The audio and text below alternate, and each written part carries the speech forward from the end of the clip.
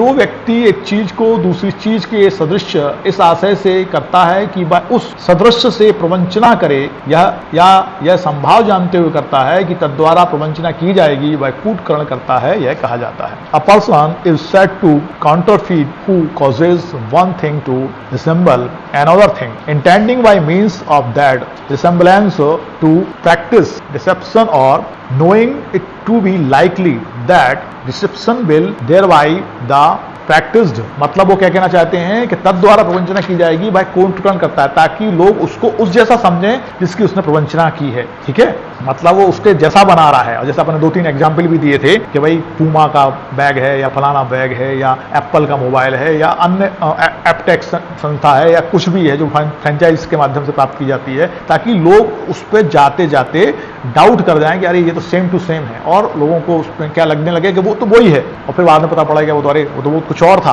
तो वो कूटकरण क्या है? जो व्यक्ति एक चीज को दूसरी चीज के सदृश इस आशय से, इसमें इंपॉर्टेंट क्या है? इंटेंशन। या बिना इंटेंशन के किया जाएगा तो अपराध नहीं होगा। पता ही नहीं था कि भैया आपका भी कोई है संस्थान, लेकिन अब वो इस चीज को कहे कि हम जानते नहीं थे, तो वो आवश्यक है कि हम समझ में भी आए कि ऐसा हो सकता है। मान लो बड़ा कोई है नाम और उसके बारे में कहता है अमेज़न का नाम चल रहा है और वो कहता है कि हमको पता ही नहीं था कि ऐसी भी कोई संस्था है, तो फिर उसकी बात पर विश्वास करना ठीक नहीं होगा और उसके पर विश्वास नहीं किया जा सकता। इसका मतलब ये हो गया कि हम ये कह रहे हैं कि परिस्थितियों के आधार पर देखा जाएगा उस चीज को। तो कूटकरण के लिए आवश्यक नहीं है कि नकल ठीक वैसी ही हो।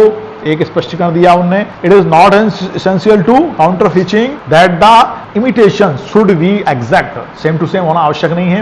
वही दूसरा स्पष्टीकरण दिया है उन्होंने कि जबकि कोई व्यक्ति एक चीज को दूसरी चीज के सदृश कर दे और सदृश ऐसा है कि तद द्वारा किसी व्यक्ति को प्रवंचना हो सकती है, मतलब वो उसके भुलावे में आ सकता है, तो जब तक कि तत्प्रतिकूल साबित न किया जाए यह उपधारणा की जाएगी कि जो व्यक्ति एक चीज को दूसरी चीज के इस प्रकार सदृश बनाता है उसका आशय उस सदृश द्वारा प्रवंचना करने का था, या वह संभाव जानता था कि तद्वारा प्रवंचना की जाएगी। इस बात का मतलब क्या हुआ? सेकंड स्पष्टीकरण का मतलब क्या हुआ?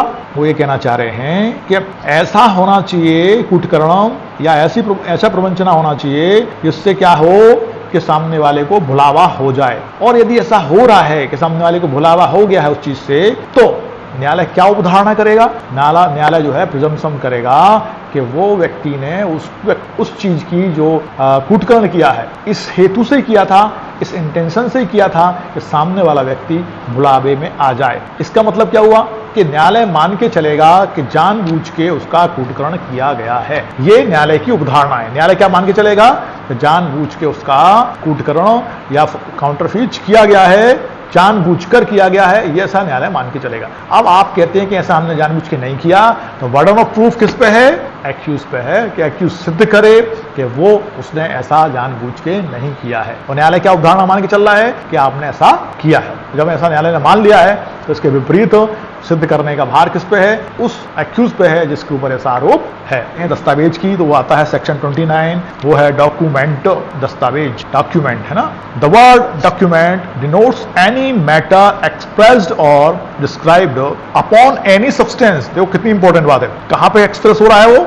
एनी सब्सटेंस, माने किसी भी पदार्थ पे, by means of letters, figures or marks, और by more than one or those means intend to be used or which may be used as evidence of that matter. मतलब क्या?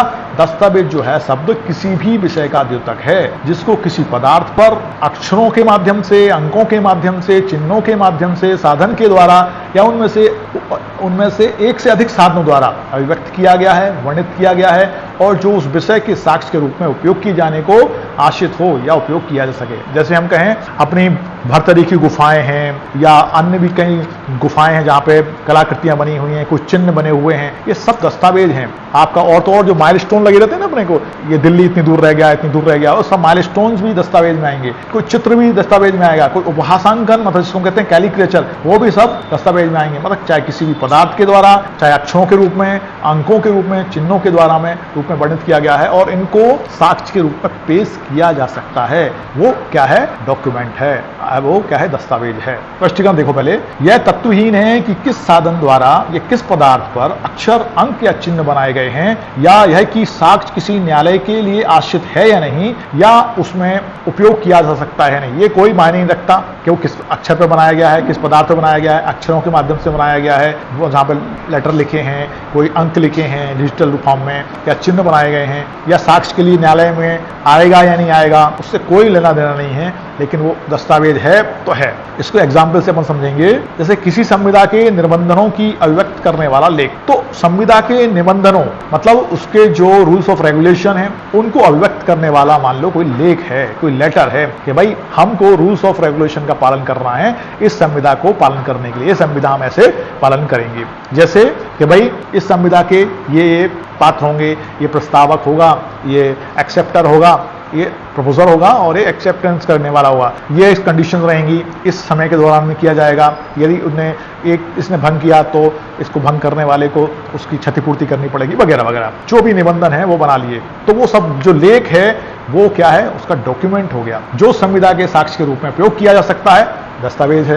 बैंक कार्ड पर दिया गया चेक दस्तावेज है, जैसे मान लो मैंने किसी को चेक दिया, वो एक दस्तावेज है। मुख्तारनामा जो आपका पावर ऑफ अटॉर्नी होती है, वो एक दस्तावेज है, जिसमें हमने साइन करके दिए हैं कि यू आर माई रिप्रेजेंटेटिव, आप मुझे रिप्रेजेंट करेंगे, आप मेरी बात पे काम करेंगे, चाहे वो कोई भी फॉर्म हो सकता है, मालिक नौकर का हो सकता है, ये क्लाइंट एडवोकेट का हो सकता है, किसी भी तरह का वो अटॉर्नी, पावर ऑफ अटॉर्नी हो सकती है, या हम अपनी प्रॉपर्टी की पावर ऑफ अटॉर्नी किसी को देते हैं कि भाई इसको आपको टैकल करना है हमारे एब्सेंस में, जब तक हम यहाँ नहीं है तब तक आप इसको देखेंगे, तो वो एक दस्तावेज है। मानचित्र या रेखांक, मानचित्र बने होते हैं, मानचित्र बने होते हैं नहीं भाई, ये आपका एमपी है, स्टेट है, उस एमपी में इतने जिले हैं, इतने संभाग हैं, उनके मानचित्र बने हुए हैं, उनकी क्राइटेरिया लिखे हुए हैं, वो सब क्या हो गया, दस्तावेज हो गया। जिसको साक्ष्य के रूप में उपयोग में लाने का आशय हो या जो उपयोग में लाया जा सके, दस्तावेज है। जिस लेख में निर्देश या अनुदेश अंतर्विष्ट हों वे सब दस्तावेज हैं। उसके बाद संशोधन हुआ इसमें, हाँ उसके बाद इसमें संशोधन हुआ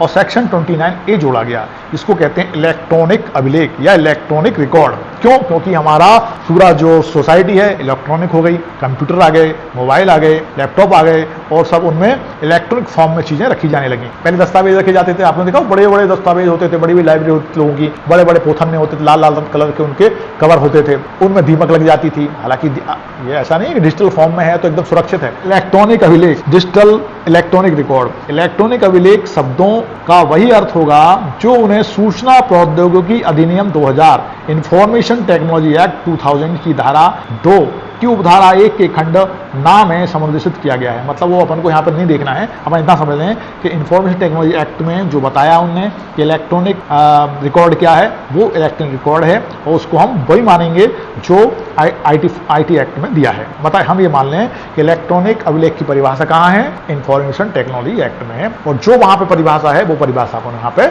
मान के चलेंगे कि वो इलेक्ट्रॉनिक अभिलेख है।